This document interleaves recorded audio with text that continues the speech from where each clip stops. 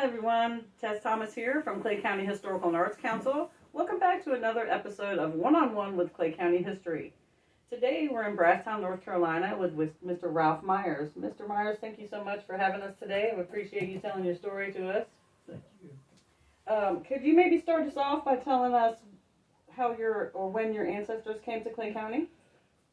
My father's family moved from Robbinsville in 1913 to Pine Log, and he was back and forth there and in the timber business with farming, and he was back and forth from there to Robbinsville and Fontana on that area over there when names of the places I heard him talk about the underwater over there.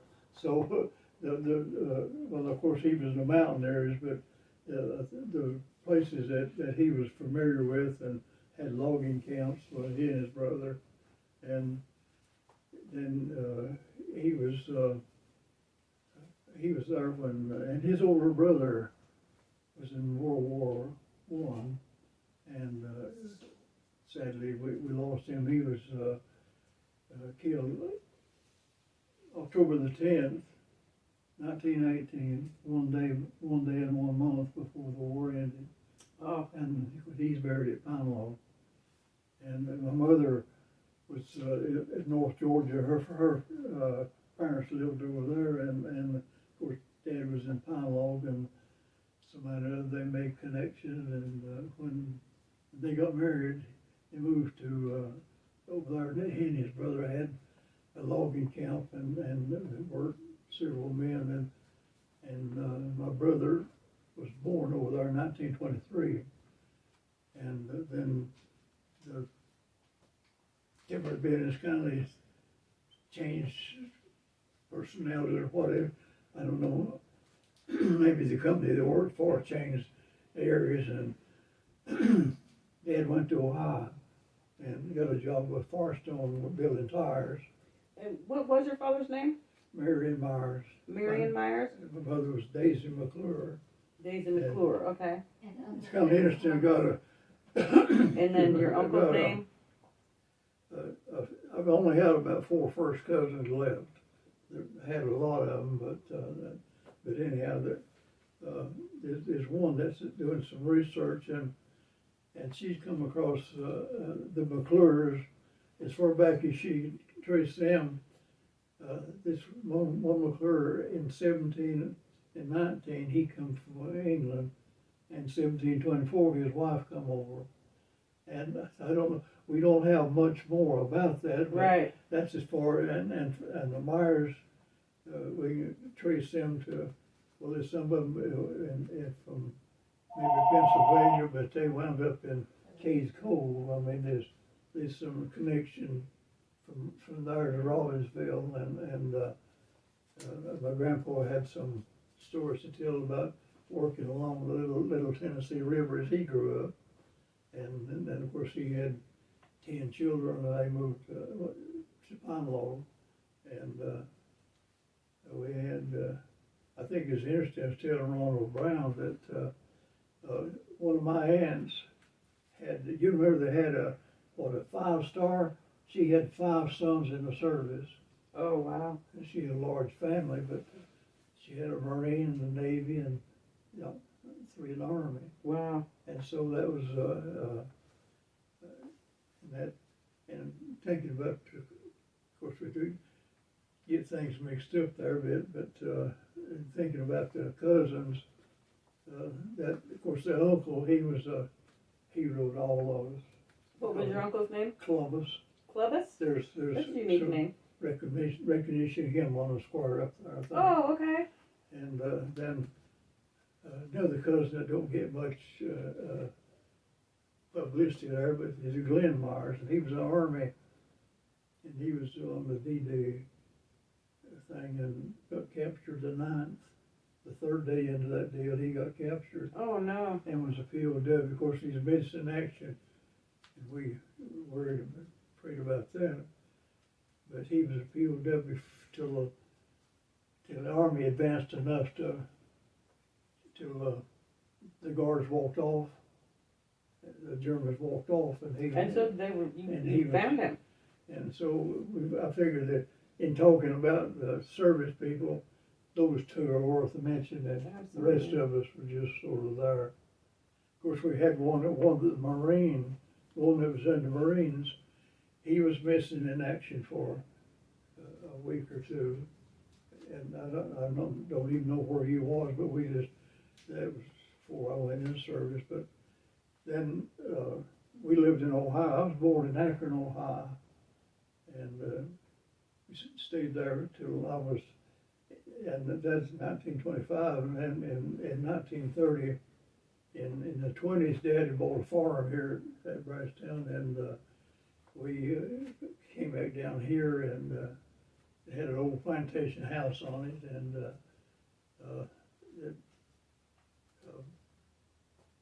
Mother didn't like it, so they built a new house. In the 30s, they built a house that's part of it it's still standing there, but, and then I went to Ogden, and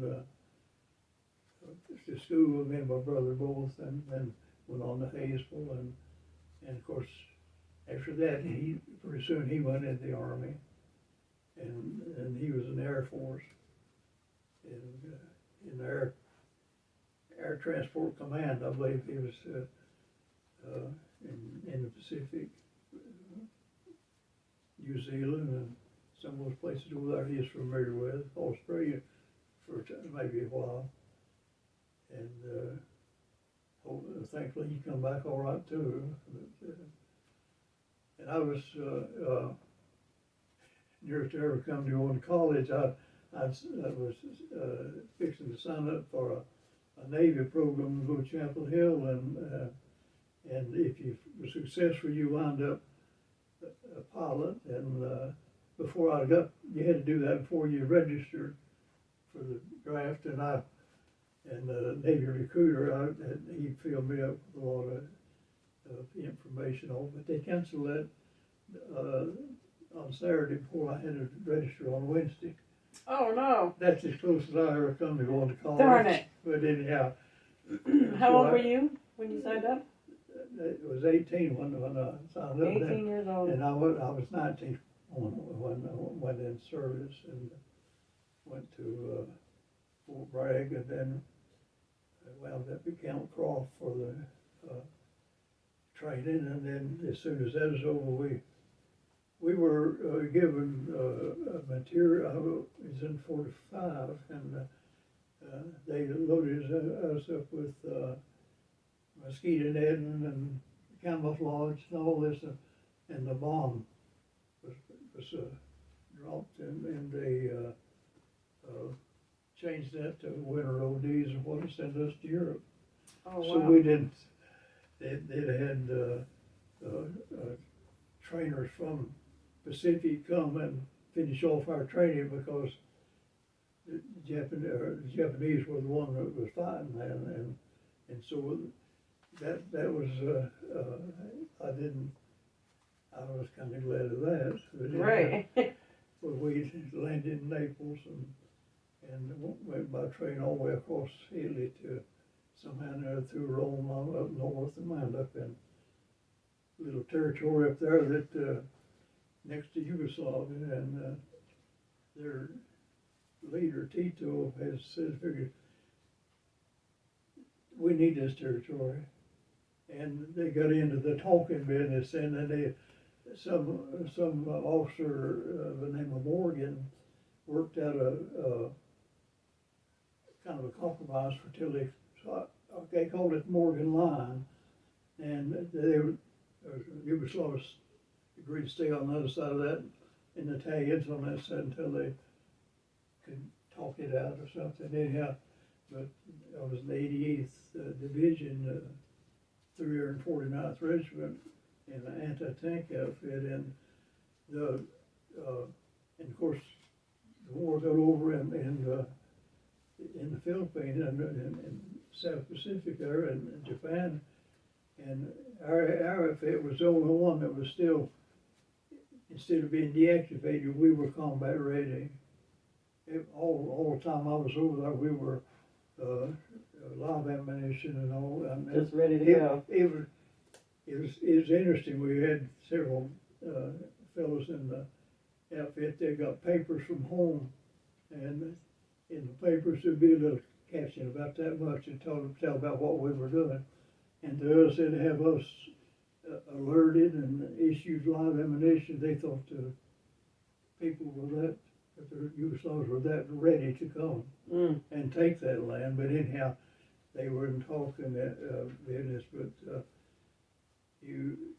I guess if they had, their theory was they said you Italians started on one side in both wars and changed sides, and said we stated, and the Yugoslavs were fierce fighters, that is, and they'd have demonstrations and riot, well, almost a riot, and we were lined up trying to supposed to be ready to take some action if we needed to, but it was interesting there that the Italians started to try to combat themselves, but wanted us right handy.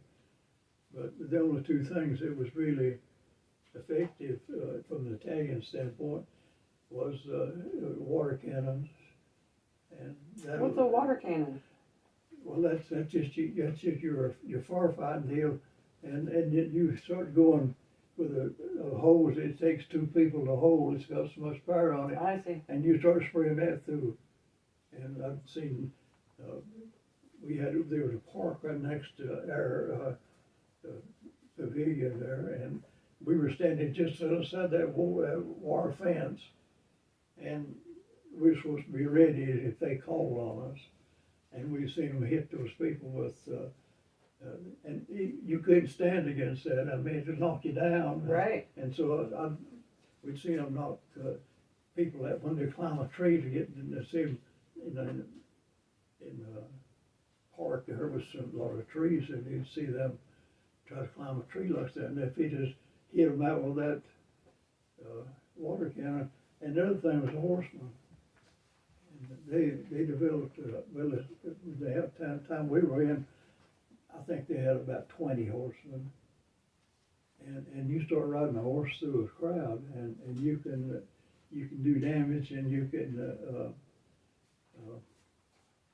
disperse them or change their mind. It was interesting in a way, which we didn't take offense to it, but we had the English come and show us films how they handle riots. And we remember this English officer, how they talk so proper and all. He said, "You Yanks are not very good at this, because a Yank won't hit a woman." But they would. And they showed films of them when they conquered one, or when they went down the street. They didn't. They might have had arms, but they were using their billy clubs. And when they didn't matter, men, women, when they dispersed the crowd, they didn't play favorites. Right. And so we didn't have to have hand-to-hand combat with that there. But it was I was there, and when it was 95, we had one interesting thing there. At Thanksgiving, our company commander was from Charlotte, North Carolina, which don't have anything to do with it, but he gouged me. I mean, when he asked me where I was from, and I told him, and he kind of gouged me a little bit, but he let it be known to the people there on Thanksgiving that each soldier could bring a child to dinner. And I was on guard duty that day, and was the last one that came in, and there was two left, a boy and a girl, and I said, "You go with me." And the mother said, "No, only one." I said, "That's all right." And the girl was probably 9 or 10, and the boys, I'd say 6 or 7. And I took those two in with me, and of course, put their tray through there, and they had the typical chicken, sweet or potatoes, and everything. Finished it off with ice cream, and it was a joy to watch them. Well, how could you leave the one, and you're the last one to go in, and there was 2 kids left, so you just brought them both. The sergeant, the defense sergeant, he would, nobody would have questioned that, but the idea of leaving one, Right. It didn't set well. Well, it just wasn't anything for me because I knew the company would go. There wasn't anything said about it, but then help them take what they didn't eat with them, and that was maybe a plus. But anyhow, they were. I wasn't very much Italian, and I asked the little girl if she wanted something else, and she said "tutto finito." She said, "I'm all full." I'm all full. So they were. So they got a nice, good meal. I'd wonder sometimes if that was a highlight for them years later when they. I would imagine something they never forgot. But stay there. I was fortunate enough to they had a week in Switzerland, and that was interesting. And I was that happened about Christmas time, and I was one of the first groups went over there, and they were so cordial to us. When we go to hotels, usually at every hotel we went to, there would be a list of invitations for us to come visit a family. I never realized that. That's cool. Well, it's and when me and one of the boys went, and you get into situations. One time there was a youngster that could speak a little English, but the mother and the grandmother couldn't. And so they had to translate. So they tried to make you welcome, and I don't know, but I guess we didn't see. They could tell we weren't used to tea parties, but I met several people that way, and people were so friendly and so nice, and of course going from Italy, you see signs of war everywhere, into Switzerland where it was dressed up for inspection, and this everything, and they were. It was a good place to visit, and we went to. Spent a week over there, and went all the way to Zurich and a lot of the towns we got acquainted with. But, I was in Germany before, and it's beautiful over there. You said you saw Zurich and Italy, and where else were you? You were in Italy and Zurich? Well, we went over there, of course, went to northern Italy, we went by truck to north of Milan, and then from Milan we went on train over and traveled by train in Switzerland all the time. It's beautiful over there. Yeah, and so then in '46 they had a deal going. They said if you if you re-enlist for a year, you get your muster out pay and go home in a year. I said, I'll try that. So I did, and at that time, $300 muster out pay. And so I got the $300, and sure enough, in a year, I come home. And so but that is, some interesting things happened there with. They shipped us down to Leghorn, which is where we were going to sail from, and went overseas on the largest ship America had, the USS Wakefield, and there's 6,600 of us, besides the personnel on the ship. And we thought we were crowded, and we later heard that they brought 9,600 back. Wow. and knowing those boys that had fought the war and was coming home, they didn't mind being crowded. They didn't mind being squished in there, no. That was, we had some interesting times. I went to school a while to a clerk school in Venice for a while. So we got was down there for a while, but it was, it was trying to get, I guess, back on their feet a little bit. We didn't know much about that. But, as it sort of say about Leghorn, close there, we were close to the town of where the Leaning Tower Pizza. Oh, that's interesting.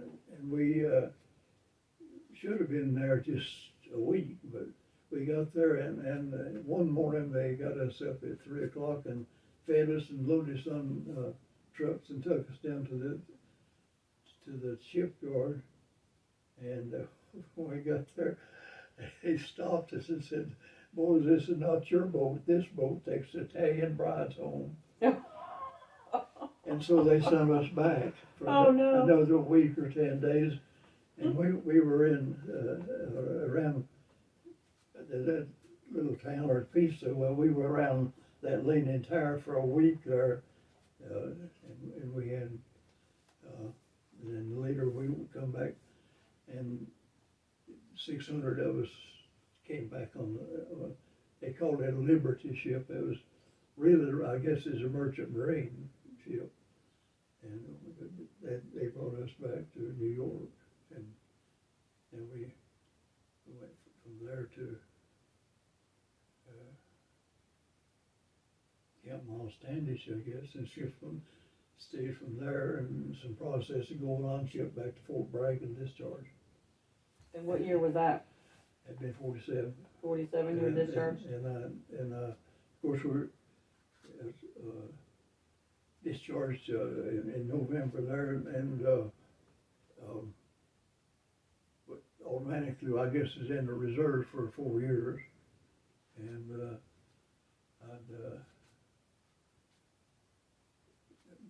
I never did take much part in this. I get letters here from the reserve people, and I guess it was optional where you took the any extra training, but some of the fellows around here did.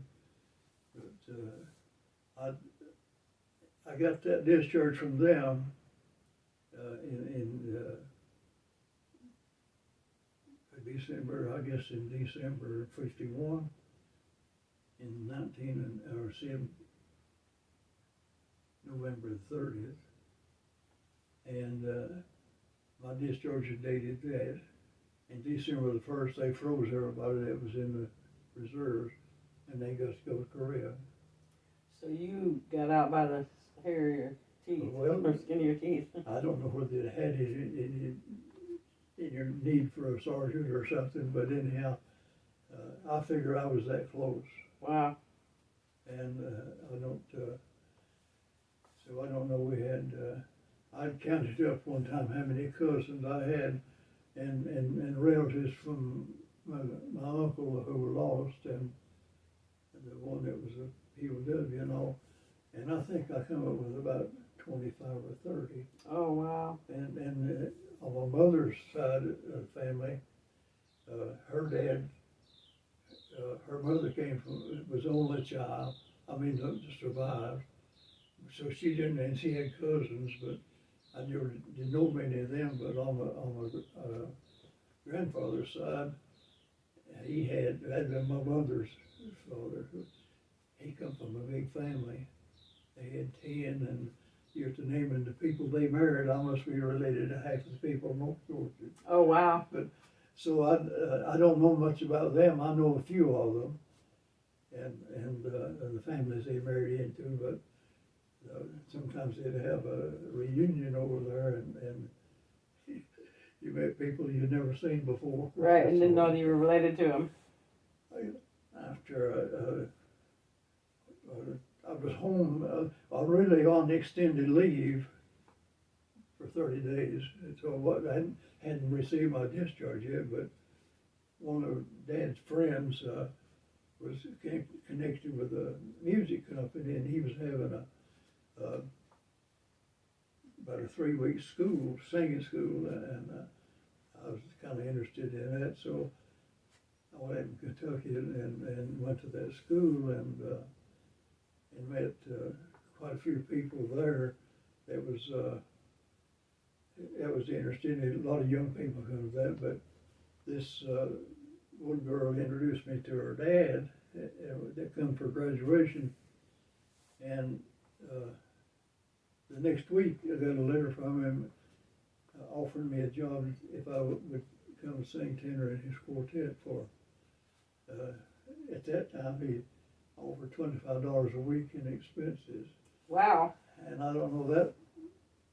You don't sound like much now, but in but 47, that was a lot. Well, anyhow, and he'd had some connections in Michigan. So I went with them and spent the winter in Michigan. He had several churches that he held revivals in, and had a fellow that wanted to tour the churches in his denomination, and he wanted him to go along and give a concert and let him draw the people to talk to. And for a month there, we sang every night and twice on Saturday and 3 times on Sunday. That's amazing. And it's you meet some of the nicest people you'd ever think about. Right. And of course, we were trying to be country too. I was from Carolina, and they singer was from Winder, Georgia, and the rest of them from Missouri. Wow. And so they, then I come back home and decided that I got acquainted with, that was the Vaughn Music Company that I went to school to, and then I decided that maybe I didn't know as much as I would like to, but it wasn't tied up in the verse, so I went to Stamps Baptist School in Dallas, Texas for a while, and met a lot of people. A lot of the name quartets that were on the road then were working either, most quartets were backed by some company, or they represented some company, and a lot of the people, the Sam's Quartet and the Mix Quartet and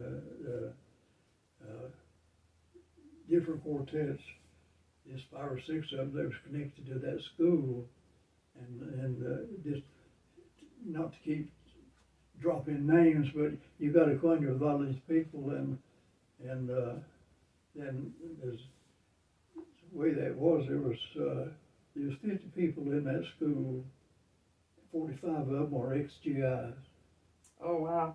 And they had 4 or 5 civilian people there, but they had musicians that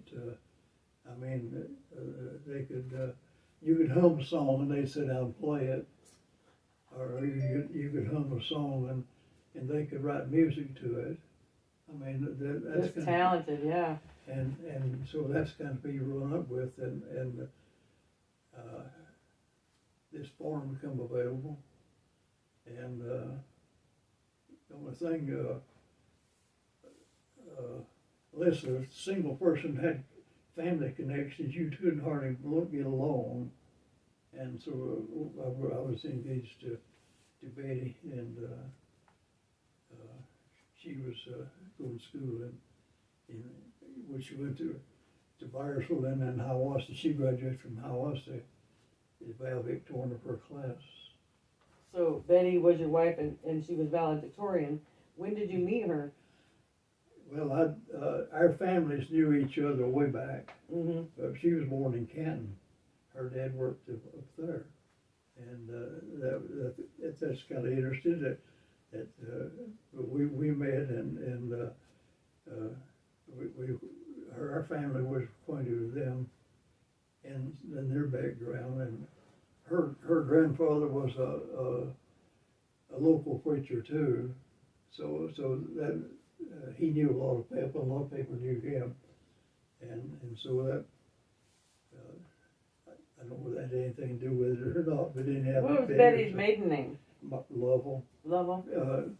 Preacher Arlen Lovell was her dad, and he pastored in churches around here.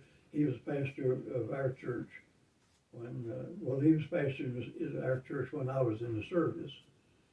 And then when you come back, and she's one of the charter members in Tourt McConnell. The year they started that, she went down there for a year, and then we got married, and she didn't go back. But what year did you get married? 48. 1948. Yeah. And been here ever since. And did you have children? I know you have. We had 3. We had Linda and Dennis and Becky, and Linda lives in Byersville now, and Dennis lives across the road. He works for ROI, and Becky and her husband are pastor of the church here. Oh, wonderful. He's been a pastor for 50. The Brasstown Church? Yes. Oh, that's wonderful. For about 50 years. He's been our pastor.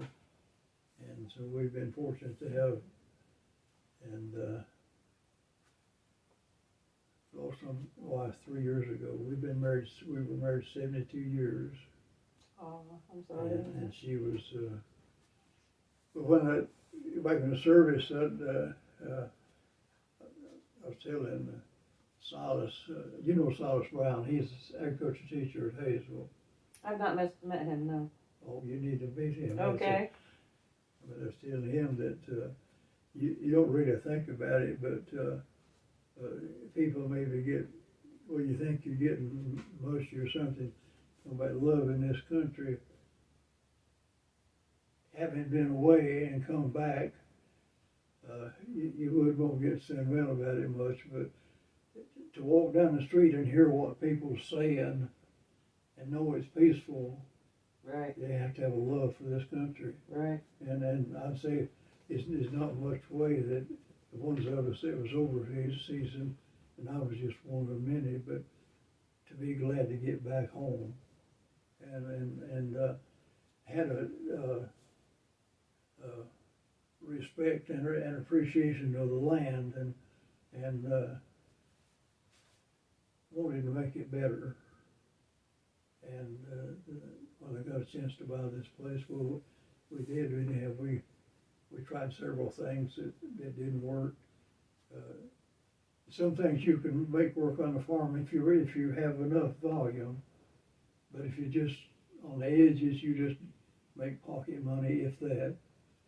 And I figured the dairy was what would settle in. So we were in the dairy business and started in '53, and for 45 years we were dairies, and we sold it out in '98. And then what's this sign behind me? This my brother had 3 sons, and they're scattered, and they wound up in the Navy, sort of, I guess, and this one is a diver now, but he's in private practice. Paul Myers, he made that, and Paul is your brother's son? Yeah, he's a nephew there, and he's into this business, going down wells and things like that, and that I don't know. You don't know what fear is. Don't think, because right. That's kind of scary. And the oldest one passed away, but his middle son was retired as a Navy SEAL for 29 years. Impressive. And he's still probably not allowed to talk about what he did. Right.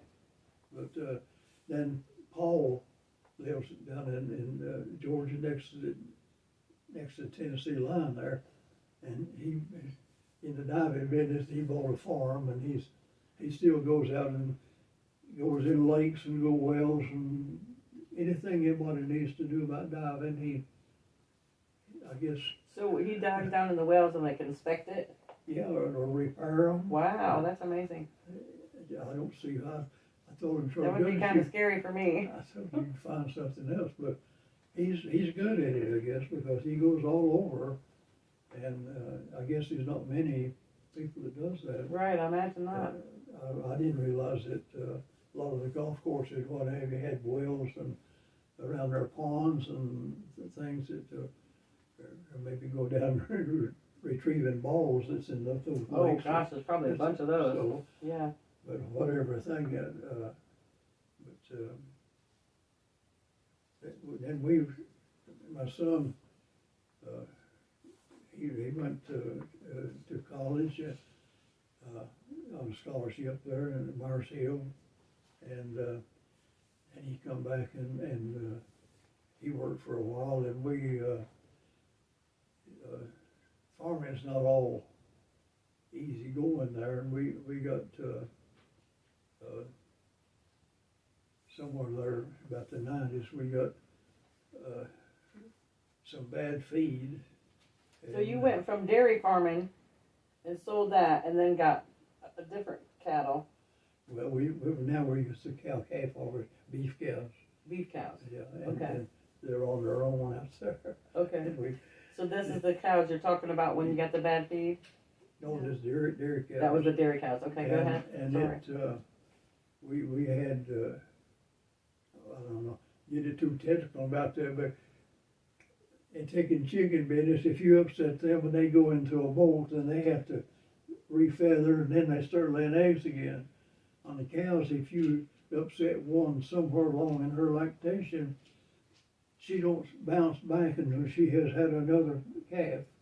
Oh. And so you've got, and we run into that, and we had, well, at that time we had about 100 cows, and we got upset with some feed there, and we lost production, and at that time Dennis started working for IOI, and we had to weather that out till they freshened again to even get production back. And so we went through, well, I'm not getting into that detail, but the lending people are not too lenient when you get too far behind in your Right. in your debt. So we had to weather that, and wound up with just me and my wife operating the dairy. Oh my gosh. And of course, families always backed us up in what we did, and they helped us, and then we sold that out and got the calf operation, and all during that time, well, we were just farmers. Starting out on farming is a thing that you can't get by mentioning, is it has helpful neighbors are, whether it's how to break a horse or how to plow one or how to start your garden, and the little things that they learn the hard way, that friends and neighbors willing to share that with beginners, and even how to grow a better garden. The little things that you wouldn't find in a book. Unless you searched it real good. Yeah. But they know by experience what's best and what's the best way to do things, and they were always willing to share that with you, and we're happy to have a country like that. Absolutely. Yeah, where people aren't just out for themselves and they actually help you. Yeah, that's amazing.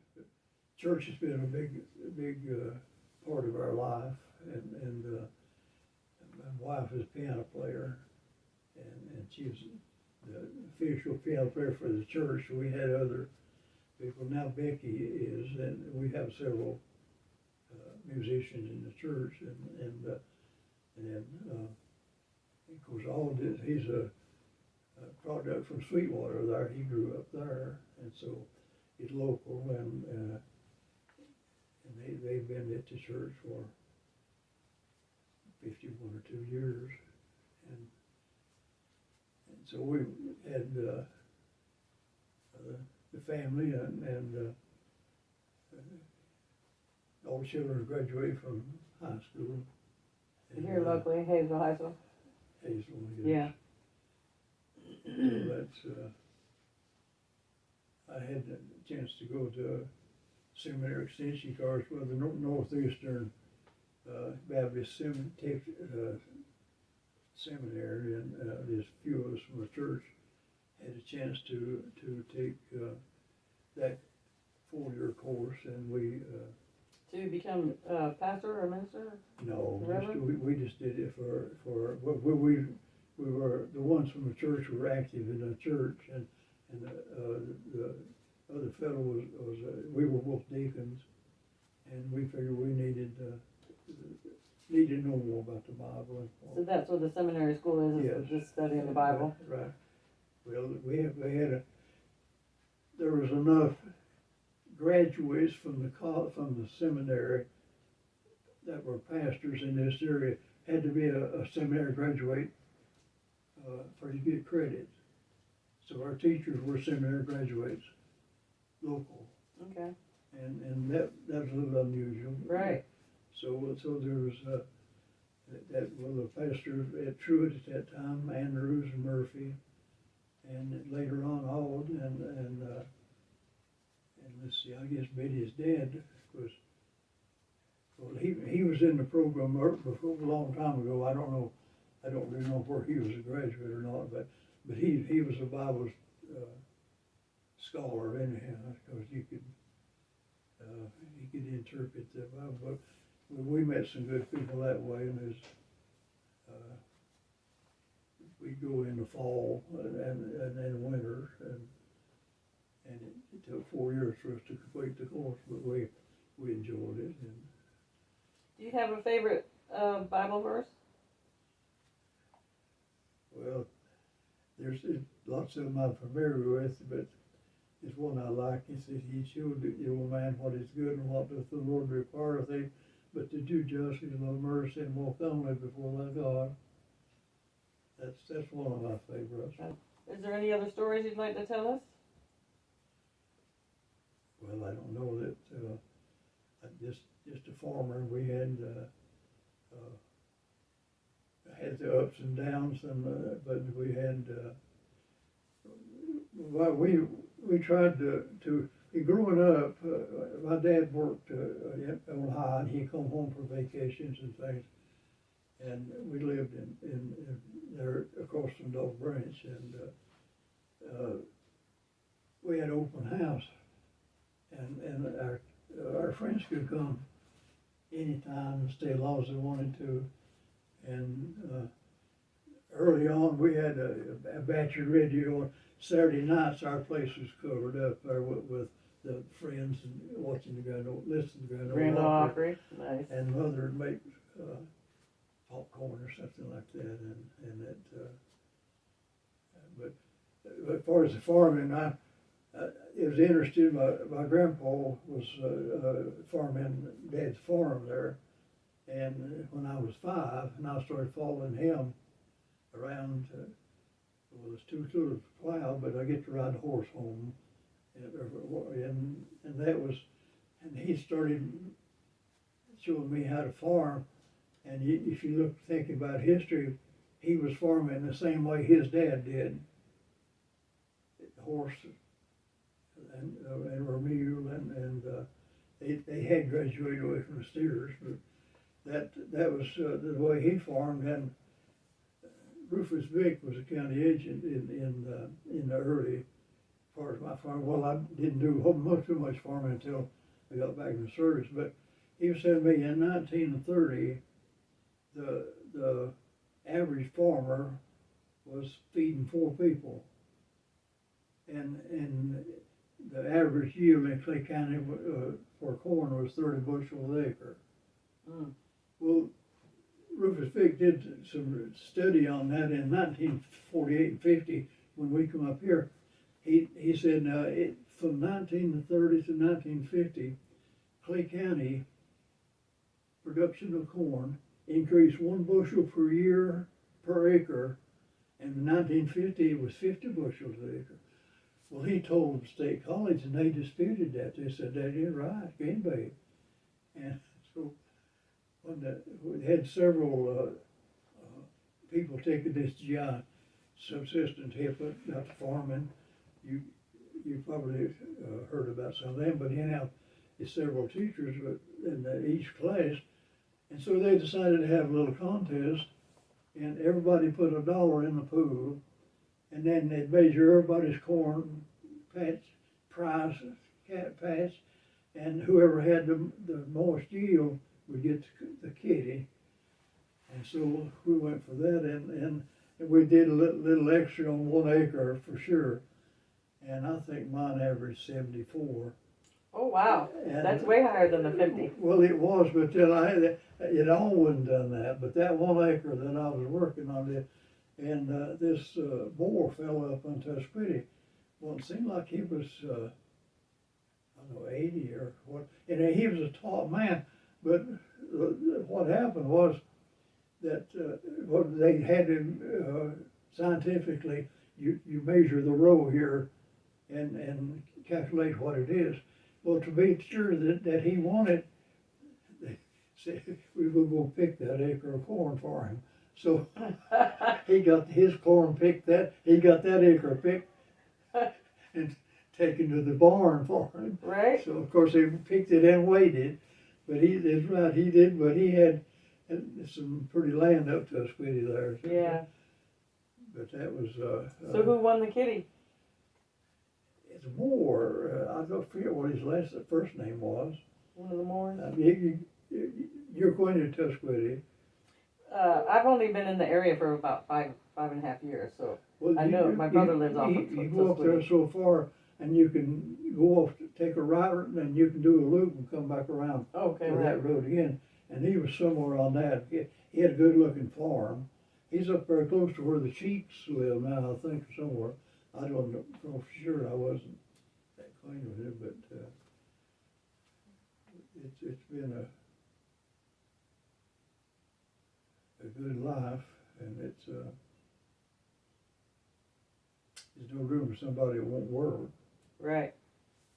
But, The Lord helps those that take care of help themselves. Can we talk a little bit about this quilt of valor? I'm going to get a picture of this quilt before I go so y'all can see it. But was it last month you were surprised they gave me that? I didn't. This lady, we had a senior citizen dinner at the church, and she was over there, and it was so now I kept wanting to ask her how long it took her to make that, because evidently she made it all by herself. Yes, you can tell that she made it. You may have a caption on or something that says who made it. I don't know. I'll look on it. We'll get a picture of it and share it with you all. It has been a really interesting afternoon spending some time with you, Mr. Myers. I appreciate you sharing your stories. Well, there's not many. I've got two buddies. One's 6 months older than me, and the other one's 2 months older than me. When was your last birthday? September the 8th. Mine's September the 9th. Is that right? Yes, sir. And so, am I allowed to say how many birthdays you've had so far? 98. 98 years old. This man has seen a lot in his life. My friend is 6 months old now, and in March he'll be 99. Right. His friend Lunsford over there, he's Army, and Hoke Henson was Navy, and he'll be 99 in July. And amazing. We kid each other about who's the oldest or who's the youngest. Right. But that's all I know of. But you're still going to church at the Brasstown, Yes. What's the name of the church? Little Brasstown. Little Brasstown Church? Is it Baptist or anything like that? It's Little Brasstown Baptist Church. Little Brasstown Baptist Church. It's on the hill above the folk school. And do you still go every Sunday? Try to. You try to? Of course. You feeling up to it? Last year in 22, I was raking hay, and it got too hot. I had a short sleeve shirt on. Came home to get a long sleeve shirt, and when I come in the back door, I tripped and fell and broke Wow. femur, and I spent 7 to 8 days off out of my back over there at the hospital. Oh, I bet. And I haven't got my balance back yet, and so I use that or the walker, but it's. So just a little exercise a day and maybe build your strength back up. I mowed 50 acres of hay this summer, but Did you? Amazing. Amazing. They were kidding me about, they come along, and I was driving a Pontiac, and I had that thing in there, and I had to walk from the car to the tractor, And they accused me of that couple on when I saw the car and the walker, Figured and they figured I was somewhere. you were on a tractor somewhere. But if everything works, that's not a problem. Right. So I can mow and rake. I hadn't been able to bale any yet. But, You get there. well, I hope so. But you just take it a day at a time. My family's been leaning over backward to help me, though. Oh, that's wonderful. Family is everything. Yes. Well, friends too, but Sure. I mean, if somebody say, now you let me know if I do anything, and So you still live here alone yes. and still taking care of business at 98. I'm amazed. Becky, she's Miss Becky's in right hand. She's a jewel. Yeah,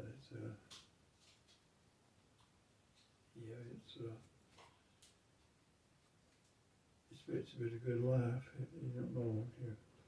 And the grandchildren, they're special. And How many grandchildren do you have? I don't really see. When I had 3 children, 8 grandchildren, and the greats I lost.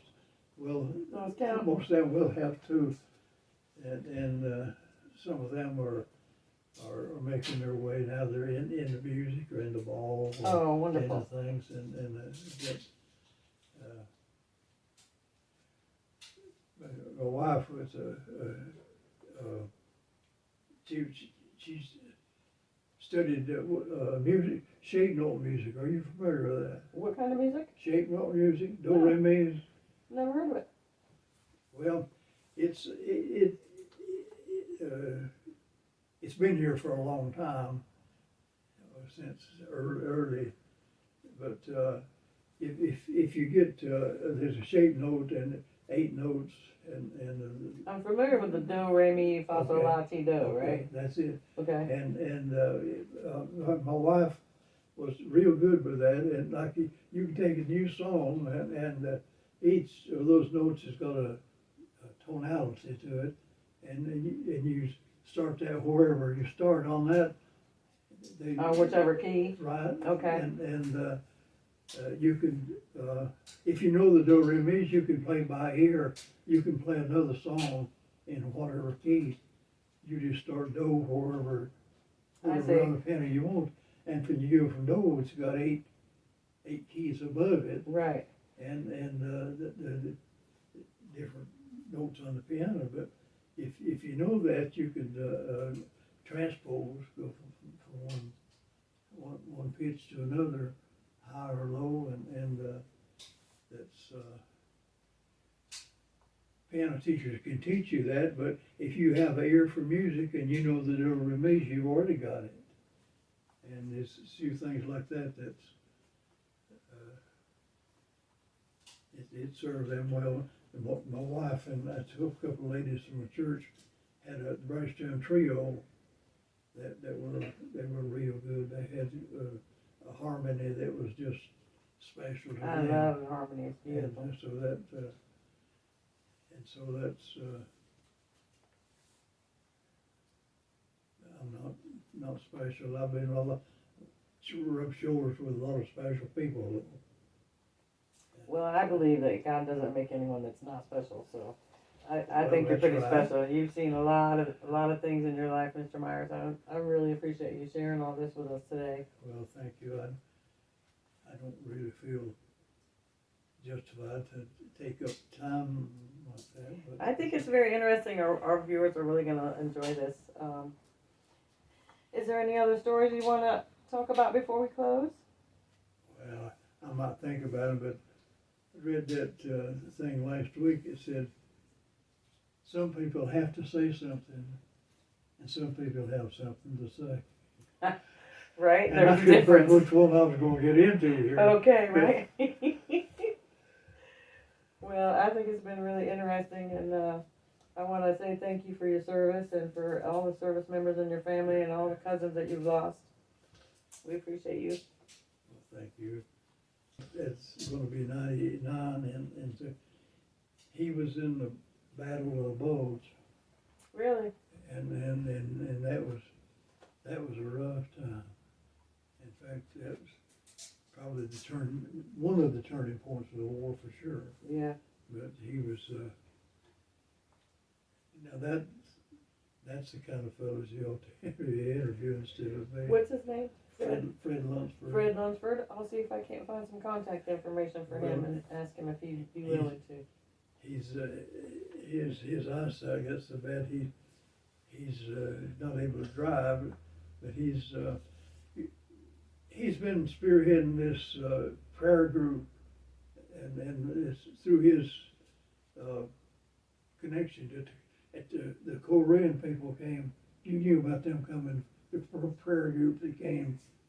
I think I have heard about that. Yes, I don't know all the details. Well, this group came from South Korea, and to pray with us, and I think Miss Reba Beck told me about that. yeah, you can pick up some information about that. Well, let's get a scout. Clay County Progress, I guess, wrote some articles about them. Thank you all so much for tuning in for another episode of One on One with Clay County History.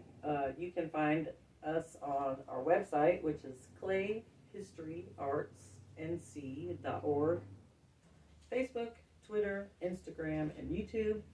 And if you or anyone you know would like to be part of our One on One with Clay County History series, don't hesitate to email me at cchacHayesville@outlook.com. Thank you so much for your time, and we'll see you next time.